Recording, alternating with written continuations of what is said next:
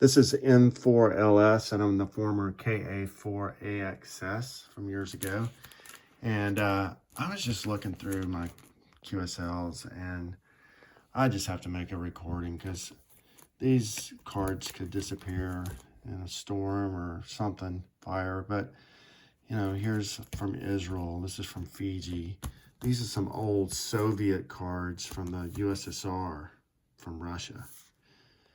That was when we boycotted that Olympics in Rodriguez Island and Gambia. And, you know, back then QSLs were just an essential part of ham radio. And here's one from East Germany before the wall came down. And these are rare. I mean, they were rare back then. I mean, I only had 2 cards from the Soviet Union. And you know, this was all CW, and this is in 1980. I mean, he used the Roman numerals. This is from 1979 in Moscow, USSR. Then I remember getting this one in the mail here in 1979. I was so thrilled to get a DX QSL card, handwritten, and this one from Malagasy Republic. I mean, it just has that old school feel to it from back then. This guy I think passed away because I saw one of his QSL cards for sale on, actually my card that I gave him's for sale on eBay. And I tried to look him up, but I don't think he's alive anymore. This card's special because I was in an F-111 over the North Sea using the HF radio when I was flying the F-111s in Europe, and here he is, airborne mobile, you know, AM. Now, I was just looking through here and I saw this one, and from Australia, and you know, look, that was a DX position back then to some island. I mean, I've got so many cards. But look how neat this guy wrote. He was saying he envied me being 18 years old and starting out in ham radio. And he started at age 51. And that's in 1981 when I was in high school. And I had a number on it, number 73, because I was about to submit for my first DXCC. And these are some newer cards here from Korea or from Guyana and Kenya and Kuwait and South Africa and so forth. And, you know, here's one with a glider on it from 1982. St. Lucia, Haiti, Panama, just old school cards. Just, I don't know, I just love them. Here's from Peter Island, which is a big D expedition, which is, this card is in Braille right here. That's all it is. Everything's in Braille. Sweden,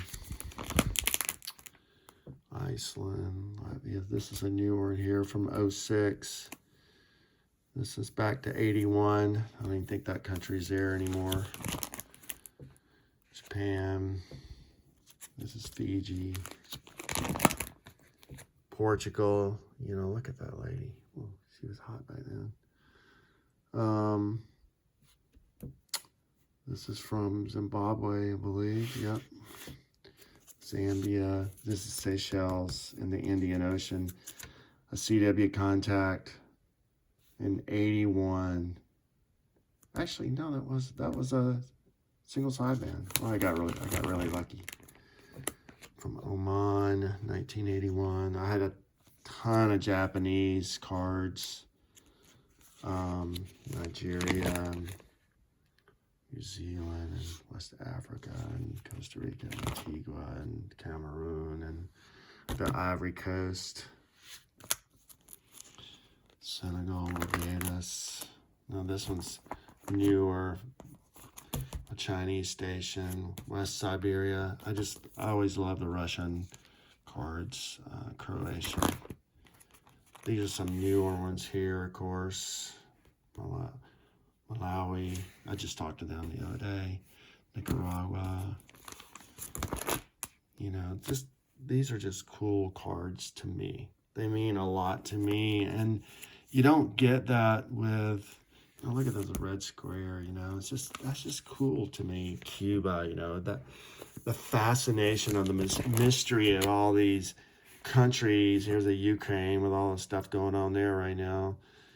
You know, Estonia. I just talked to the Ukraine on FT8 here recently.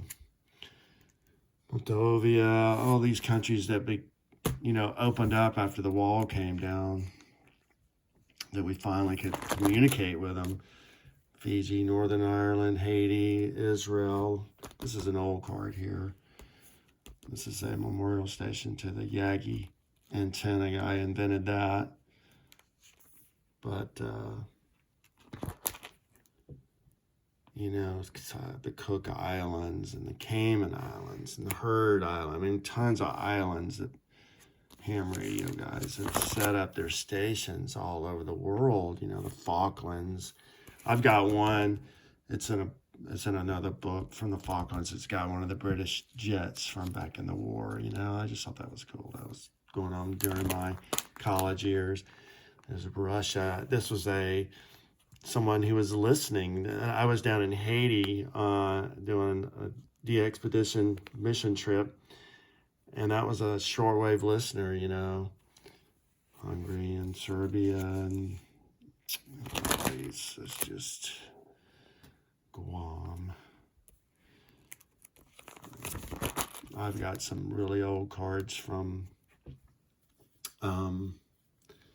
just tons of stations from Japan. It just seemed like you could just turn on the radio and the CW was just flowing with Japanese stations back in the 70s. It was crazy. And, you know, back then we didn't have spotting nets and all this stuff. You had to look up everybody's call signs in a call book, and you didn't know what you were going to get when you turned your radio on. You know, now you can spot and you know what frequency that a station's on because you looked it up on the internet and you kind of chase them that way. But back then you were literally chasing DX just by turning on the radio and listening to the CW, or just trying to dial in the best frequency to understand the English being spoken, and all of it was phonetic. That was my card that I had when I was down in Niceville, Florida. These are U.S. cards. I just mingled in to the mix because they were just good-looking cards, you know. Just that ham radio appeal. This is one of the guys who used to work at my dad's store, Terry Cotney, and he helped me get interested along with the World Book Encyclopedia, and he is the one that gave me my novice test. So in 2005, I contacted him again. We had a QSL when I was down in Florida, and we did it on CW, which is really cool. And, you know, Israeli card and Paraguay and Estonia and more Ukraine. I mean, look at that card there, you know. That's pretty crazy. And then here's the guy. He's got his picture on the back. I just think that's cool. And Grenada, Yugoslavia, Mexico. Just, I could go on and on. Just all over the world. I'm right at 200 countries now contacted. And all but 2 of those are confirmed. And just waiting on the cards or waiting for the electronic confirmation. But, you know, you can't. It was Alexander the Great. This is from Greece. You know, you just can't beat old QSL cards. And, you know, today's ham radio operator who's getting started out is not going to necessarily understand, you know, 40, 50 years ago. And I'm coming up on 50 years of having my license. And I still feel like a kid on the radio, and I'm still using low power and still using not the most complex setup ever. But anyway, I'm rainy day here in Alabama. You can see some of my antenna stuff out there, but it works. This is KA4AXS M4LS in Alabama saying 73s.